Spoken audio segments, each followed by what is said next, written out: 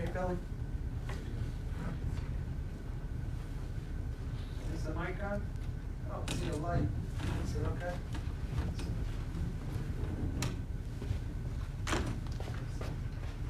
How's that? Testing? Not yet, no. It'll come on a little bit, just takes a second.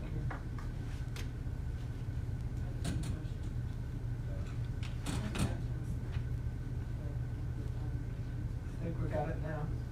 How's that? My light's on. Okay. Better? Better. Must be coming up.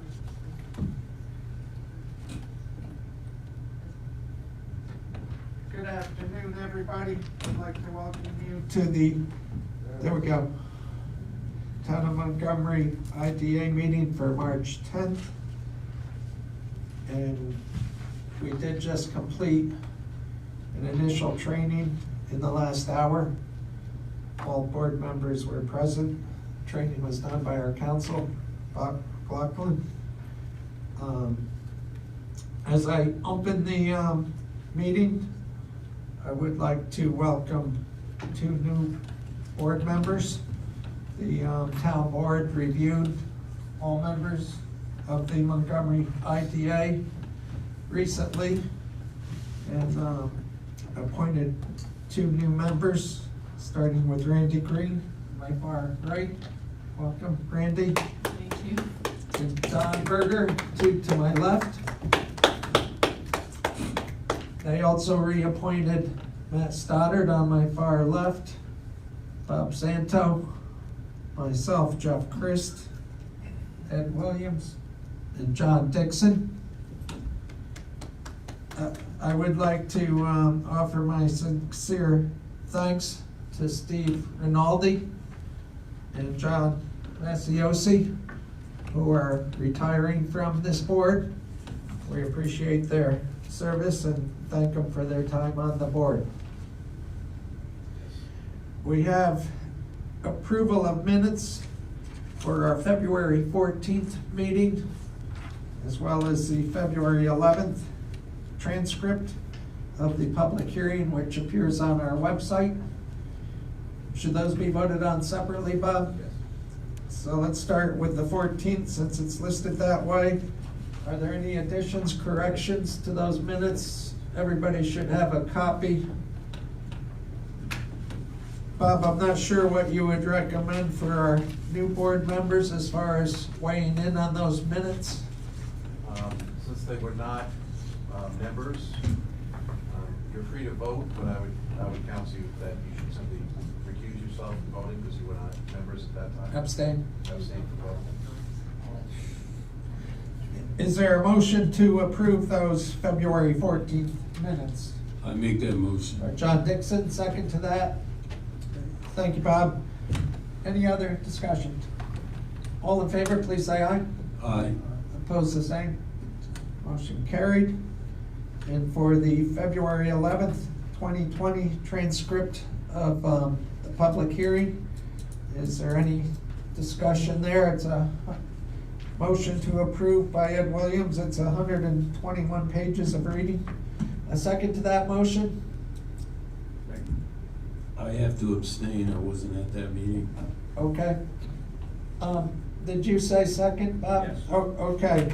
Any other discussion on the transcript of those public hearing comments? Call the question. All in favor, please say aye. Aye. Opposed, the same. I believe we have 4 votes in favor, so that should carry. John Dixon, Randy Green, Don Berger, all abstain. Moving on to our financial report for February. I believe Sue handed that out to us. Matt, our treasurer. Yes. It's right behind the agenda in my stack. What do we have? We're on, bills? We're on the financial report. Okay, checkbook beginning balance from last report is $257,676. There was no checks written.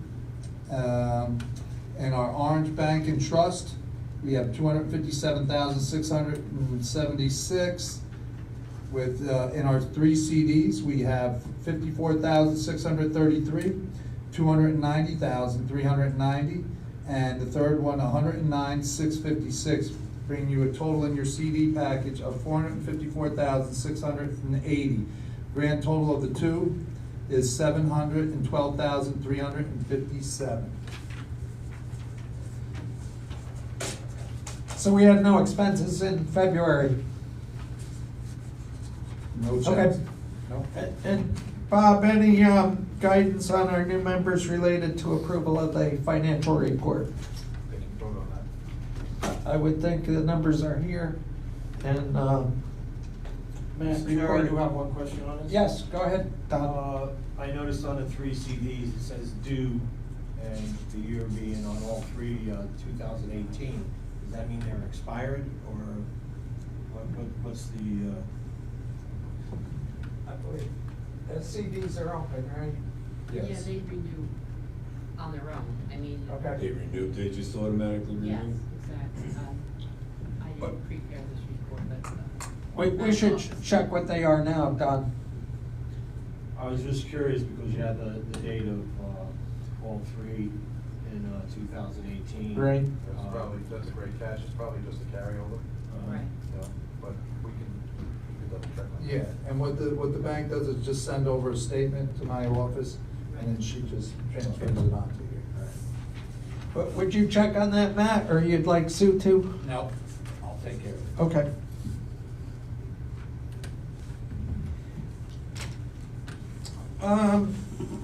So we need a motion to accept the financial report. I make that motion. John Dixon, second to that motion. Second. By Ed, thank you. All in favor to accept this financial report for February 2020, please say aye. Aye. Opposed, the same? Motion carried.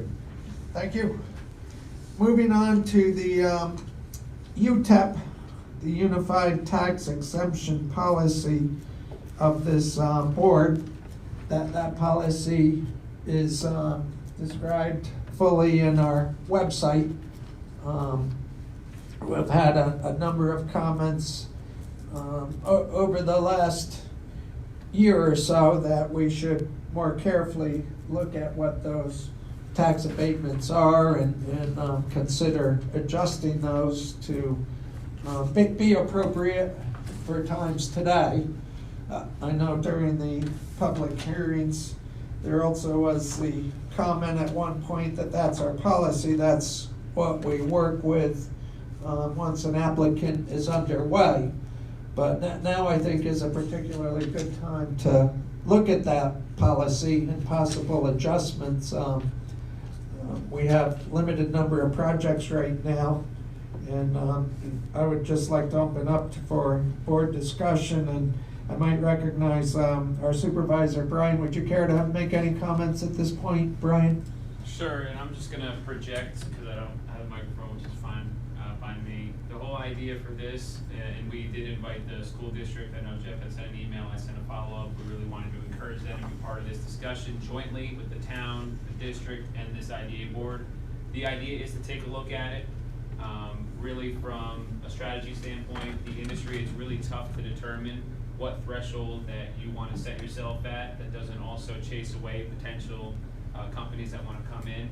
But at the end of the day, there are practices throughout Orange County in different industries, such as maybe even hotels, where towns just won't bring pilots to a certain threshold because they know they're going to come in. They know that's where they want to be. And here in the town of Montgomery, we have the luxury of a really amazing infrastructure that's going to bring in business. So I just think having the conversation, me personally, I think 15 years is too high, but just having a conversation and starting at being open-minded to lowering that would be great. You might want to have a little bit of follow-up, maybe some sidebar committee work meetings to really determine that and do the due diligence and research you need to do, and tap into some other local IDAs that maybe have adjusted their policies as well. Maybe focus on some of the areas that some of these other businesses are going to that have a similar infrastructure in Pennsylvania and New Jersey, and see, you know, they obviously have a different tax structure than New York State, but the other benefits that come from being in this location. So I'm looking forward to the conversation, and I'm hoping to be a part of it in any way that you allow me to be. but keeping an eye on what the Orange County IDA offers, along with what we're going to do, is important. One thing that is important to note about, being in, I would say, competition with the Orange County IDA, I think Jeff and I have tried to establish a really good working relationship with them. So I would just warn the board to try not to dictate their conversations based on competing with the IDA. I think there is a really good level of communication that's been established from this point going forward, where we can identify what's good for the town and not have it be dictated based on a competition. That would be my only 2 cents. But I'm here to be helpful, here to put in my 2 cents, but I'm just happy that you're going to be bringing it up for discussion. Thank you, Brian. And Bob, I might ask you to just review the process, because there's various steps, and I believe that this is a process that needs to take several months. So the way that you should do this is, as the supervisor suggested, I would think that a committee, probably the finance committee, may want to take the lead with the chair. Look at some examples of current UTEP policies around the state, and in particular in the Hudson Valley. There's a way to compete, and there's an incorrect way to compete. Meet with the town board, have a meeting with the school district, and if the school district doesn't want to come here, I would suggest that or for whatever reason can't come here, I would suggest that the committee members meet with the school district at a school district meeting, and see what their input is. Ideally, over the next 30 to 60 days, you would do that type of fact-finding type of discussion, review, and develop a UTEP policy that would then be printed up. You would then have a resolution to hold a public hearing where you would send that UTEP policy that you were contemplating passing to the school district, to the town, to the county, all the taxing authorities. That would have to be on 30 days notice. And that would be different than the public hearing that you would hold for financial assistance. It would be a public hearing just to hear from those jurisdictions. It would not have to be at any particular time, on any particular day, but you would want to hear from the county, from the town, and from the school district. They can appear at the hearing, they can submit written comments, and then after that public hearing, there would be a report back to the board, and then you would vote on the new UTEP. So if you look at the timing of that, if it's done properly, and properly is probably too strong a word, I guess just deliberatively would be a better word. You're probably looking at 3 to 4 months to get a policy up, and a new policy with the input that you really need from those taxing jurisdictions and other interested parties, stakeholders. Thank you, Bob. Comments from the board, questions? So, Mr. Chair, I'm wondering, you mentioned the financial committee. I'm sure things have changed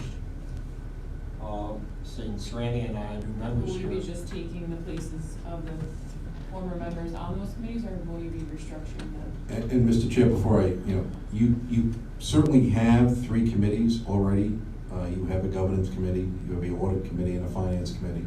And I know the chair wanted to address the vacancies on those committees at the end of this meeting. You can use one of the existing committees for this purpose. You can also appoint tonight a temporary committee for the purposes of looking at the UTEP policy. So I didn't mean to restrict it to just the finance committee. Okay, you could you'll appoint 3 members. Can't appoint 4 because then that's a quorum, and you'd have to notice every time you met.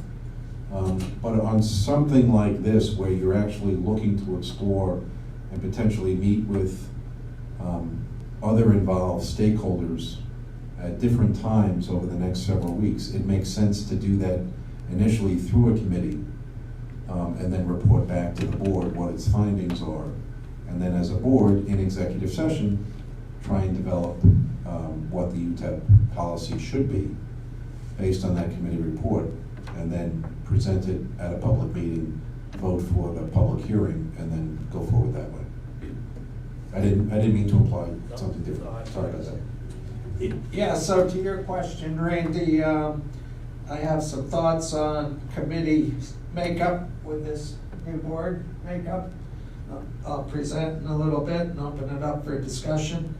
Bob and I hadn't talked about the committee process for the UTEP previously. I think it makes some sense. I like to have a thought process in my mind related to a timetable. I certainly don't see us being ready to really fine tune a UTEP policy at our April meeting. I think maybe an appropriate goal would be to try to begin to narrow it down for our May meeting, which could presumably allow the public hearing for the taxing authorities in June, and then a decision this summer. Seems like it might be an appropriate time frame to investigate and have thoughtful input. I guess I would hope the whole board would be engaged in this process, but possibly having 3 board members in a committee to have some structure to take the lead does make sense. I'm not sure I'm prepared to come to conclusion on that, but I welcome input. Any thoughts from board members? Ed? Is there problems with our current policy? Only to the extent that there's been issues raised on the 15-year period. But we, even though we have a 15-year period available, currently we can choose to use 10. Yes. So why would you want to restrict yourself to 10 when you can do it anyway on a case-by-case basis? To the extent you vary from your existing UTEP policy, although you can do less than 15 years, you do need to notice the taxing jurisdictions, the fact that you're varying from the UTEP. There's an open question of whether or not, for example, in a project that you recently approved, the notice to the taxing authorities arguably did not have to occur because your change to the UTEP benefited them. Instead of going from a 0% for 5 years, it was to be 80% exemption for 5 years. So that was a benefit to the taxing jurisdictions. And since you weren't changing the policy to their detriment, there was a very good argument to be made that you didn't have to notice those authorities and provide them with an opportunity to comment. I think the better course is always, if you're changing the UTEP in any way, to give the taxing authorities notification, because if they really object to getting more money than they would otherwise be entitled, you should know that. Oh, I understand that. So the only comment that I would have would be that you need to keep in mind that any variance potentially has a notice requirement to the jurisdictions, and that could delay the consideration of the project for a period of time. Whether or not you want to change and overhaul the entire policy, that's a decision for the board. That's not my decision.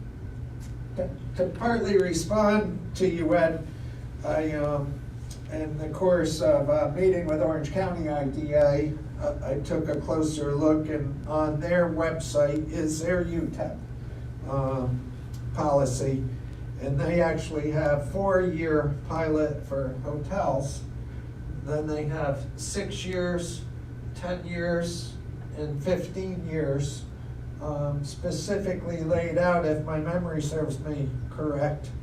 And Laurie spoke to segmenting some various types of business that you may need stronger encouragement to bring to town that would be more related to the 10 and 15-year pilots, and some that need just a little bit enticement, abatement, maybe more in the area of the 6-year pilot. It does make it more involved, but in this day and age, that may be appropriate. It ties in a little bit with the comprehensive plan, I think, on what the community really wants in this town going ahead. There's still a number of areas that the town can be developed, and I think properly done should be developed. So I think there are some things to look at to better guide where we want to go on a community basis. And I do say, I mean, annually you look at your policies and you review and improve those policies or make changes. The UTEP policy in this IDA hasn't really been explored, I guess is the right word, for 12 years. It's entirely appropriate to look at whether or not your current UTEP is right for the town. You may conclude at the end of the process that you're sticking with the exact same UTEP that you have today, all right? But over the last 12 years, some IDAs have changed to different types of time periods for a pilot based on the type of project, based on the dollar amount of the project.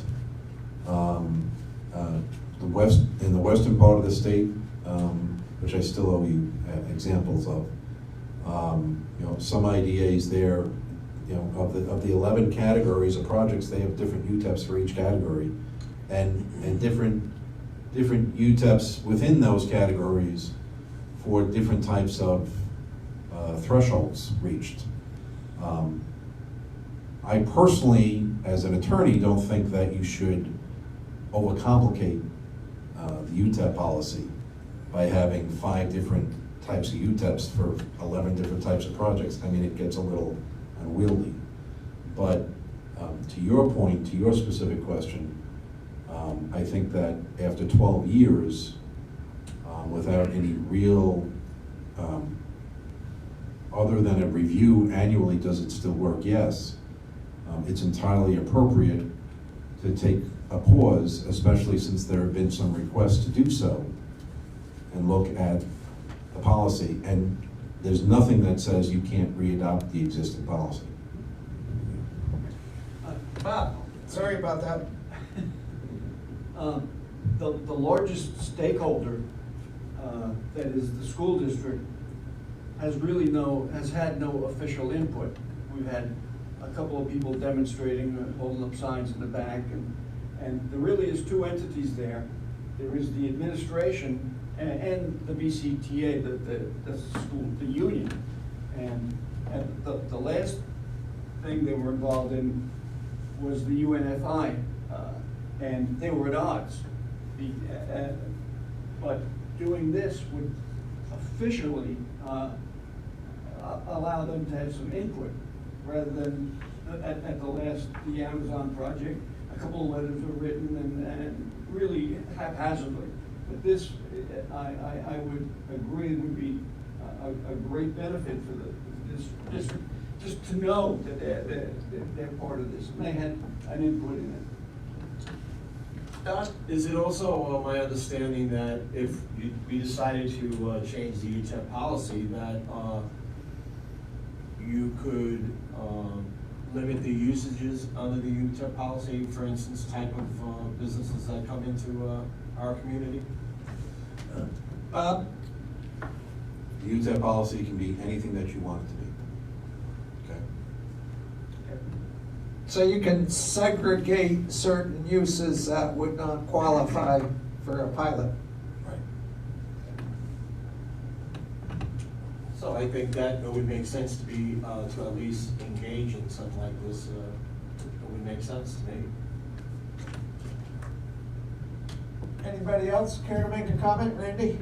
I'm in favor of looking at everything for sure. Somewhere between 5 different UTEP policies for 11 different projects and 1 There's a middle ground that I think would be a lot better for the community as a whole. I think it's important for the school district to have an input so that there's a lot less adversarial relationships going on while we're looking at projects. So I think there's a lot of ways to eliminate a lot of the questions and a lot of the distrust that's been going on lately. If we talk to everybody, get everyone's opinion, and make an informed decision on how to move forward.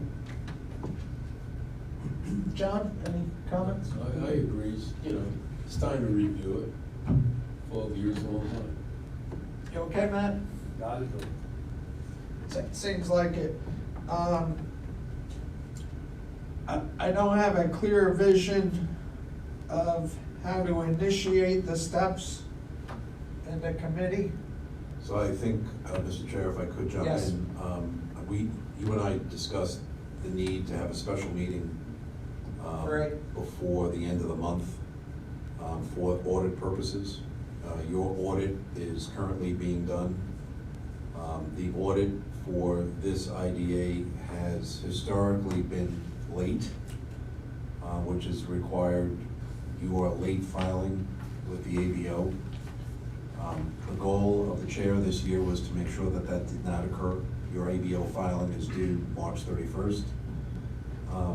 The chair has really sat on, that's probably the wrong word, has really encouraged the auditor to do everything possible to be done by this month so that you can make a timely ABO filing. Regrettably, they're not done yet. Why is that? Partly because they could not get information from some of the recipients of the financial assistance, which is now being addressed.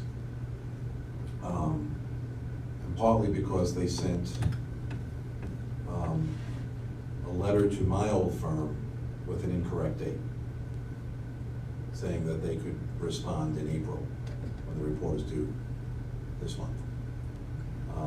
My old firm, my former firm, has now responded and submitted their audit letter, so that box has been checked off. I think the auditor should be done within a week. I will need a few days to get the information inputted into the ABO site. Ideally, next year, your executive director will take over that job and do that inputting. Who's the auditor? I'm sorry. Nugent and Hausler. I actually have a memo from them that I would probably report here in a couple minutes after Sure. we wrap Okay, up great. the UTEP. But you were saying we may be able to address the UTEP process in So I that thought special meeting. You could do that at that special meeting, and that's still within this month and still keeps on the time frame that you just outlined. Makes a lot of sense to me. Anything else on the UTEP at this moment? Very good. Well, that process, I think we can say, is kicked off, and I believe we have unanimous support to look at it and see where we need to be going ahead. Our next item is the Executive Director, RFP. The board late last year approved the RFP going out. For several reasons, that did not happen until about 10 days ago. I wanted to have further discussion with the new supervisor and administration on a thought process of how we house that position. And we do now have on our website the RFP job description. We have a notice asking for those to be, any applications to be submitted by end of business April 1st. Would allow us to have further discussion at our April meeting. It's a very comprehensive job description. I think it includes things that we might not need right now, but it keeps the door open for certain duties. And I've really appreciated over this last year how much is involved in this position. I honestly would like to see this person on board as soon as possible now to help with the UTEP discussion and process and help carry that process forward. So encourage board members, new board members who haven't seen the job description to take a look on the website. And we also have a link from the town website to that RFP. The supervisor suggested maybe we should put the notice in the local paper. I don't know if anybody reads those notices. I'm happy to do it. Any thoughts here on other places we should circulate that RFP? Do we have any applications yet? Good question. I received one today. So I haven't looked at it closely, but I am under the understanding this person has very good qualifications and could be a serious candidate. So how would an applicant know to look on the website for an RFP? So it should go out, I would believe it should go out to, you have the Walker Valley Times here. Sure. I believe it should go out Yep. there to get more applicants come in because, I personally wouldn't know to go look up on the website for that. I think word of mouth to some degree from town board members, the supervisor. Bob knows it's out. If he came across someone in Albany, he could mention it, but there's obviously more we could do, Don. And I don't know if the paper is a lot better than the website when you get into the notices. How would someone know to go there to find a notice for an RFP on a job like that? But I think we should do it. Yeah. And if we think about it, Bob, you had a You suggestion. could send it up to EDC. That's right. Yeah. They know people that are. EEC? of that- EDC. Oh, EDC. The New York EDC. The sponsor of the training program that we talked about in New Paltz. And I don't know, Sue, does the town contract with the state reporter? Contract reporter at all? Probably not, yeah. So I don't think that's available, but I think the EDC would be a good resource for you. Okay. Do we have to choose, do we have to hire someone from the applicants that answer the RFP by April 1st? If we don't find someone that we think fits the bill, can we put out another one or extend it? Oh, I would think we could certainly extend it or evolve it. But I don't think we could bring in someone else and hire without furthering the RFP. So hopefully we get several more to evaluate. This position is advertised for full-time. The salary is, the pay is not defined, it's dependent on qualification, experience, and so forth. Who pays the salary? The town or the? That would come out of the financials of the Montgomery IDA. That person would really be a 1099, I believe, employee, but at our disposal completely. We have found in the past that a part-time executive director, or at the time was described as a CEO, had so many demands, it was hard to meet our obligations and proper attention. And I would note, Mr. Chair, that we will have to amend the bylaws, because the bylaws speak to a CEO. Okay. So once that's engaged, I'll do an amendment to the bylaws as well for Okay. the board to consider. Does it matter what the title is? No. Okay. The other question. But it should be consistent with the bylaws. Yeah, absolutely. Well, I meant if the bylaw said CEO, what's the difference? Frankly, the modern trend is to have an ED, so. The other question is. It's up to the board. Now, our last one, which was a CEO, he was part-time. Correct, yes. Now, I talked to the chair about this earlier today. Right now, we're behind, so we're gonna need we're gonna need them full-time, but that might be something that might taper off. Am I correct on that, Chair? I think it's a possibility. I would be hopeful that there's so much opportunity to do things right in this town that its needs would become more demanding rather than less demanding. Okay. So I'm just curious, I know I haven't read the job description, I will as soon as I get out of here, I guess. But the person that gets this type of job, I'm asking this question, not telling you what to do, but would this be under the purview of a grant writer? Would he or she have that ability to do that? Would they have the ability to go out and look for different companies that might be interested, we feel might be interested to come in here? Is that gonna be the duties? I would say definitely on the second part of your question, it's right in here to stimulate with the guidance of the board and the town, what we want in this town.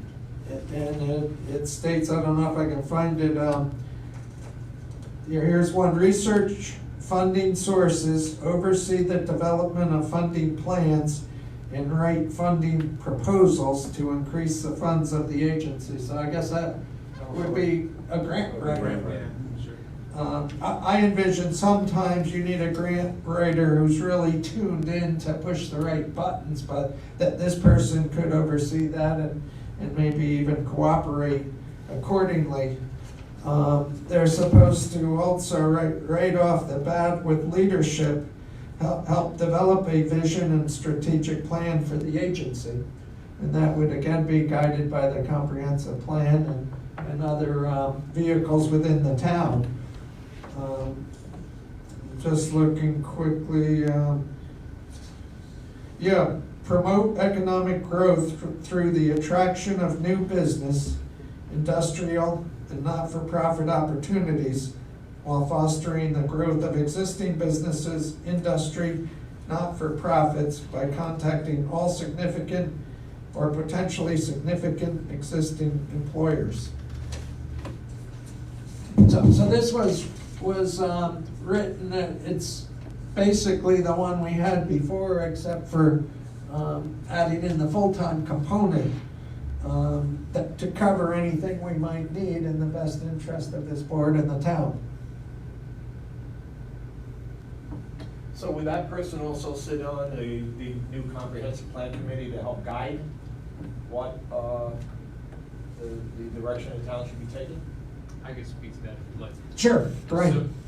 So our comp plan's been set, so they wouldn't be a voting member of the comprehensive plan committee, but we absolutely would consider them a stakeholder. So part of the comprehensive plan committee is identifying and having stakeholder meetings.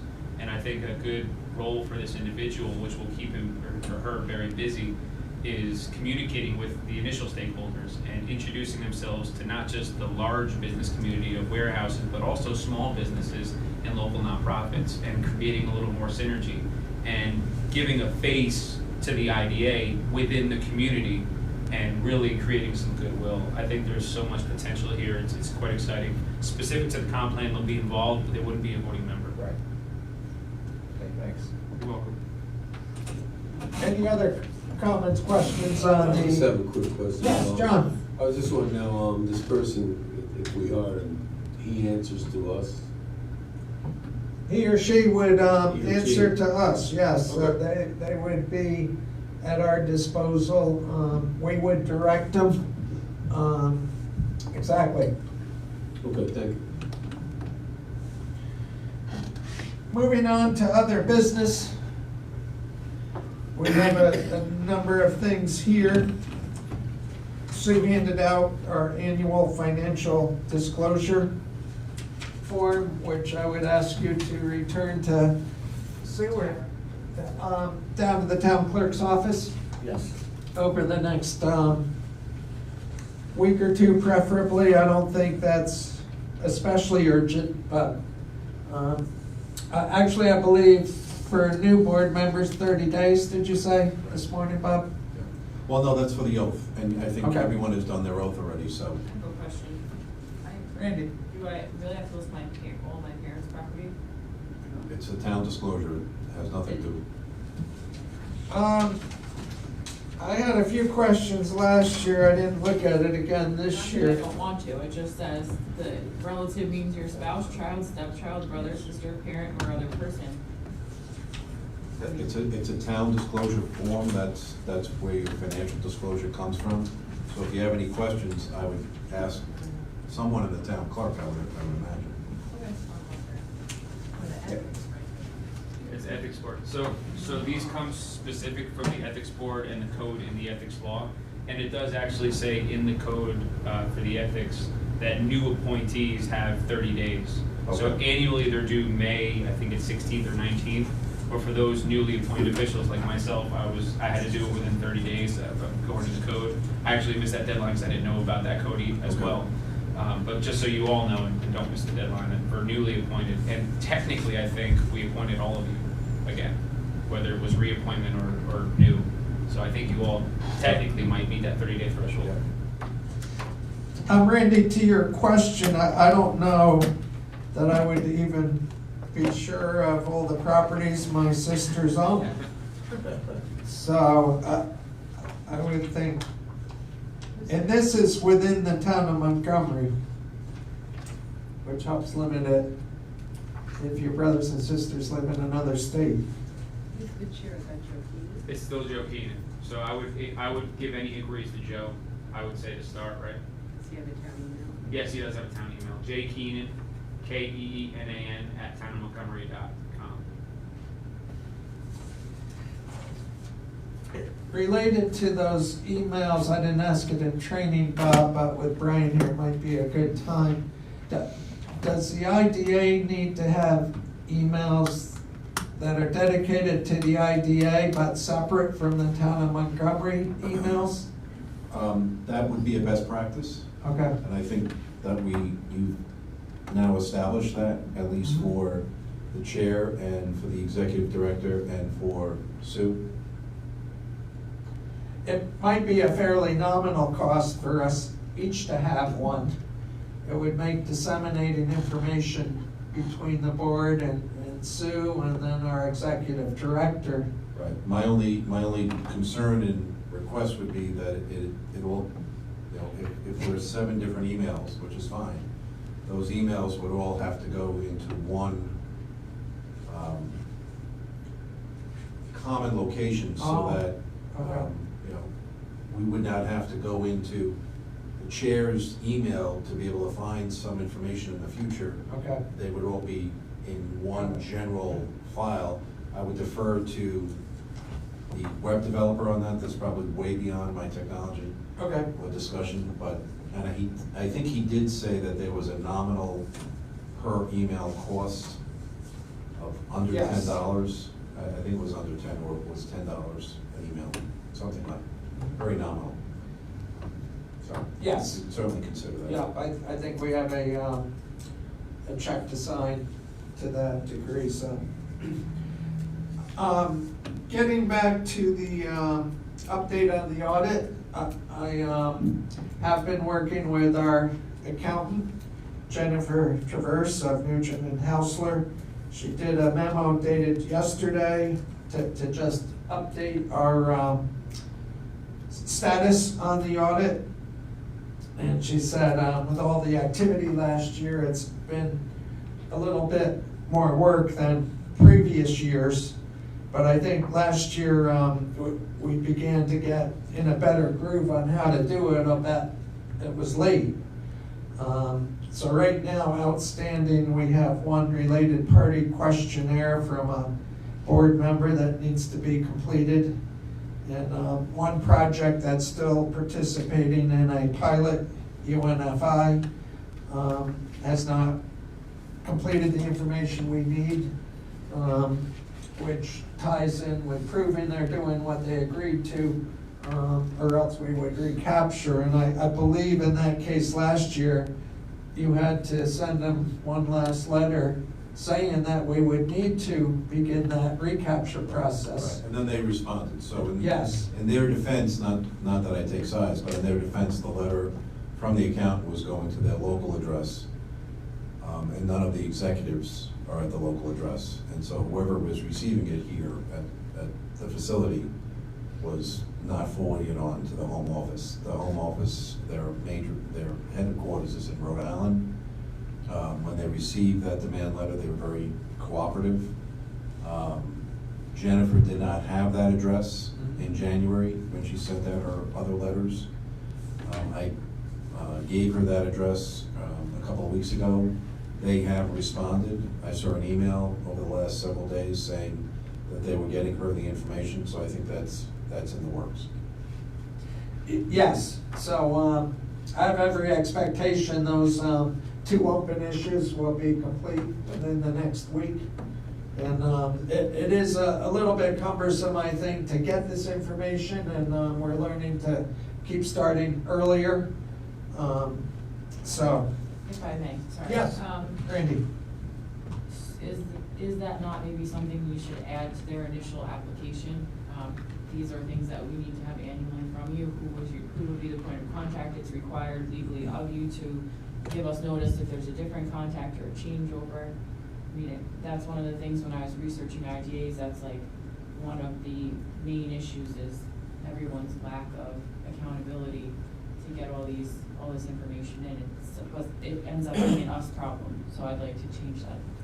So, great comment, already in the documents. Okay. The requirement to notify is in the document. The form of disclosure, annual disclosure, are in the documents, in the closing documents. The accountant really just sends out the form as a reminder, here, you have to complete this. I think the gap here was that when I found out where the Rhode Island contacts were in like September or October, my failure was to notify Jennifer. I thought I did, but apparently I did not. And so I took care of that at the end of February, once she raised that at one of the meetings here as an issue. So, yes, great comment. Yes, it's in the documents.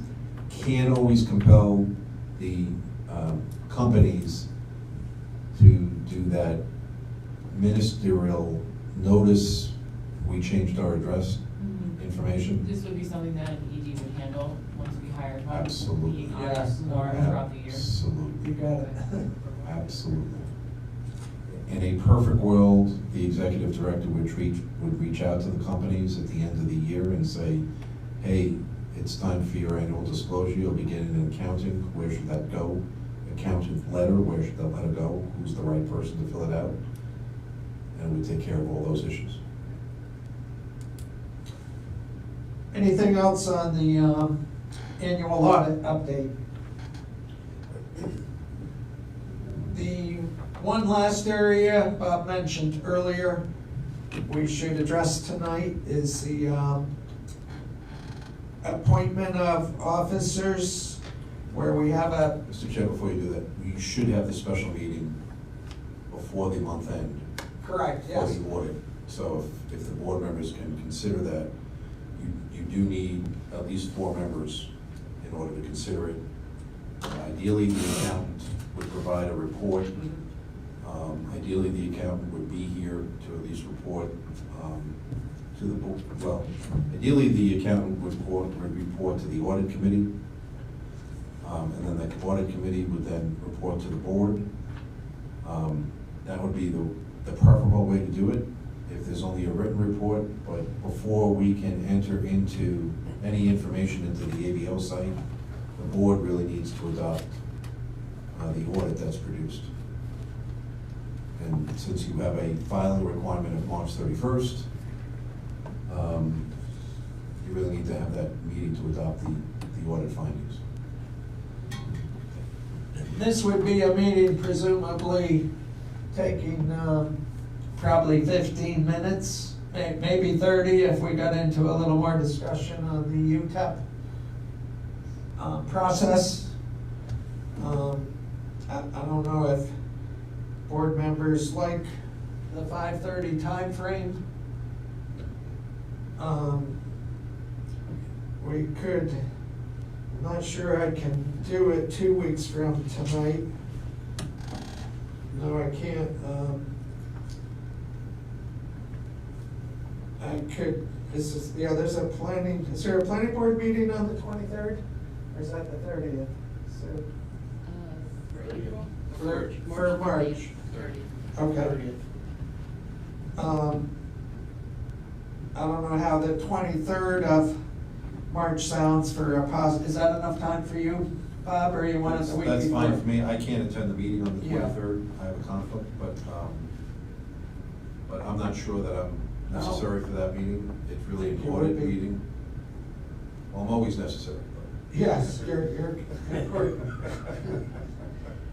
How does March 23rd at 5:30 sound to everybody? I'm available. We good? I'm good. Because it would be nice to get something announced tonight. We would still do a special meeting notice. Absolutely. And then I'll be available by phone if need be, but I just have another commitment. Yeah. And the agenda item for that night presumably would be to approve the annual audit, as well as carry on discussion for the UTEP review. Okay, on our appointment of officers, we have a vacancy in the second vice chair position, which Steve Rinaldi held. And I would suggest we discuss and possibly make a nomination for a second vice chair. Would anyone care to make a motion to nominate? I'll make a motion to nominate John Dixon for second vice chair. Is there a second to that motion? Second by Bob. Any other discussion? Are you willing, John? Yes. I'm sorry I didn't talk with you. Some of this was fairly short term. All in favor of voting for John Dixon, please say aye. Aye. Opposed, the same? Congratulations, John. Thank you. And on the committees, I have been looking at them. On our audit committee, we now have Ed Williams, Matt Stoddard. I would suggest Randy Green on that committee. Need a motion? I will, I want to ask Randy, is that something you would be open to? Which one was it? I'm sorry, I was writing down to my calendar. The audit committee, Okay. and maybe before we do that, we'll do them all together. Finance committee, we currently have Matt Stoddard, myself, John Dixon. I think that could stay the same. I'm open to discussion. And on governance, there's myself, Bob Santo, and I would suggest Don Berger. What would be the duties of the governance committee, Bob? So we didn't get to that in training. But Thanks, the governance committee really looks at the overall process of the agency with respect to the policies and procedures for making recommendations on appointments, and again, just overall governance of the agency on a month-to-month basis. And the responsibilities of the audit committee? The audit committee is supposed to work with the auditors annually to get a report from the audit, meet privately with the auditors to see if there were any findings, any inappropriate activity with the agency, and then the audit committee would report to the board what the findings of the audit report is. In addition, to the extent that there was any questions raised during the course of the year after the audit is completed with respect to the activities of the agency, the audit committee can reach out to the auditors and ask for a review of those activities. Is there a reason that you would recommend me for one and Don for the other, or? Not particularly, except I'm aware you've done some studying, as you just mentioned a few minutes ago, on IDAs, and having that thought process, I think, would add value to you being on that committee. I have a question.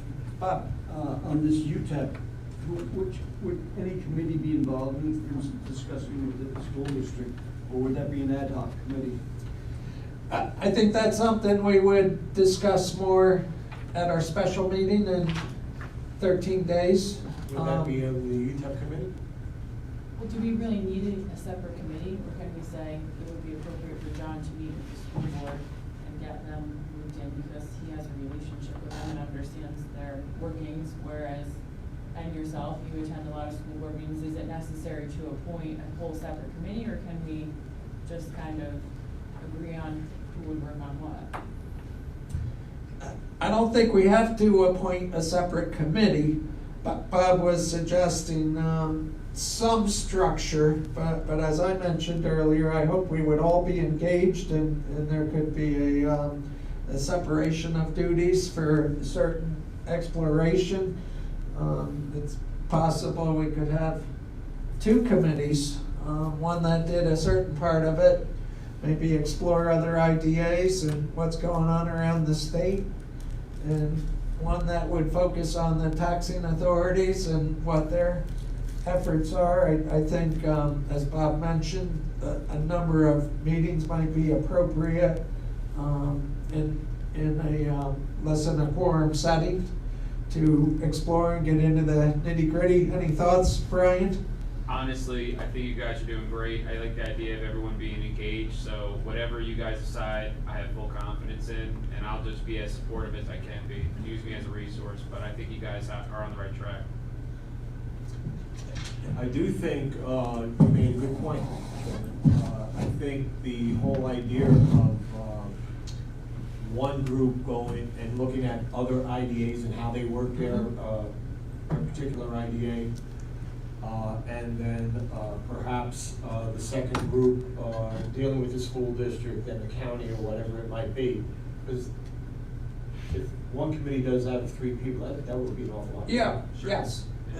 And I think we all have enough interests that would like to be engaged in the process, and I would hope that to be the case. So it's kind of evolving, Randy, and So, and to answer your specific question, the bylaws of this agency, unlike many others, but you in particular have specific the duties of each committee set forth in your bylaws. So in the package I gave you earlier, there's specific duties of the governance committee, the audit committee, and the finance committee. So if you are appointed to the audit committee, you can look at those duties. Okay. so as far as modifying our committee members based on the makeup of the board now, that would take a motion, I would think, and that would be an adjustment to our annual resolution of officers' committee assignments. Yes. And meeting schedule. And once voted, we would have to get that information to the web developer, the web guru. Yes. So should we have the email address discussion and give it to them all at the same time? I'm not sure we're gonna be ready to get that completed soon enough. And right now, the website really needs to be updated with the correct members. And I would think the audit committee and the email thing is almost another step from the website, if I understand it correctly. Listing the emails correctly on the website is appropriate, but first we have to form those emails, and I'm honestly having a little bit of challenge with the one they gave me, and making it smooth in use. So I got a little more work to do there. Well, it's possible if it gets too involved, the new executive director, if we find the right one, could help with that too. You need a motion, Mr. Chairman. Yes, I would ask for a motion to approve the audit committee addition of Randy Green, and the governance committee, the addition of Don Berger. Do you want all the members, Bob, or is that good enough? I would, since you've all been reappointed, I would reappoint all 3 committees, just as you said before. Okay, so the audit committee, Ed Williams, Randy Green, Matt Stoddard, finance, Matt Stoddard, myself, John Dixon, Governance Committee, myself, Don Berger, Bob Santo. And I would entertain a motion for those committees. Motion by Matt, is there a second to that? Second. Motion by Don. Any other discussion? All in favor, please say aye. Aye. Opposed, the same? Thank you. And the last thing I have on other business, so we did talk about it in our training session briefly, is the IDA Academy for April 21st, which is in sunny New Paltz, SUNY New Paltz.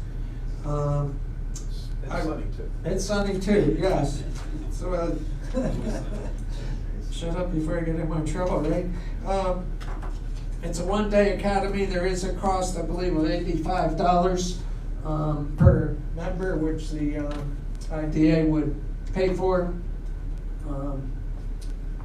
I'm not sure if everybody can attend. Anyone who can, I would encourage it. I have the agenda here, so I can send that to anybody who would like it.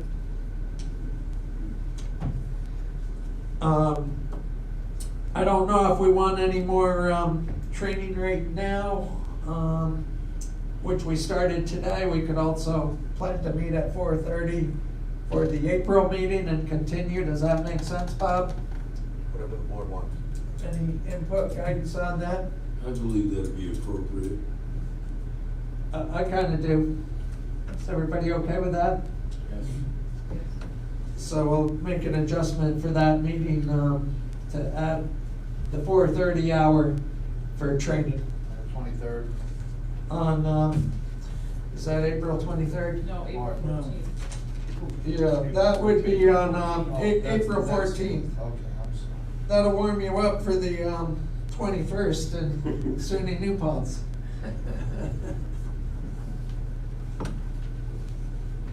Do we need action on that, Bob?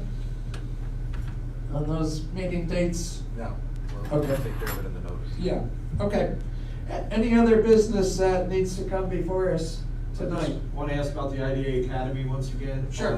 When do you need notification that you'd like to go? How are we gonna do that?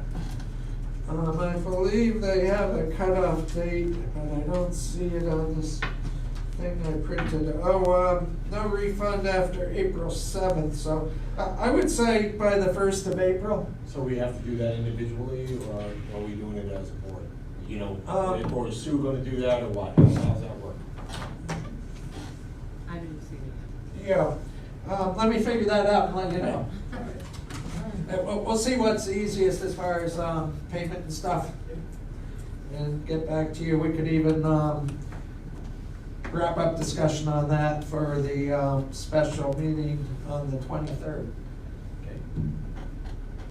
Okay. Anything else for tonight? Thank you, everybody, for your attendance and public being here. I would entertain a motion to adjourn. I make that motion. John Dixon, second to that motion by Ed. Thank you. All in favor, please say aye. Aye. Opposed, the same.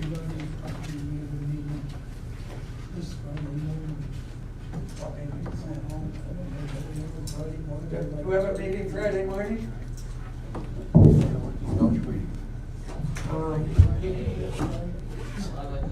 That was last month. You want to do it again? Meeting adjourned. Thank you, everybody.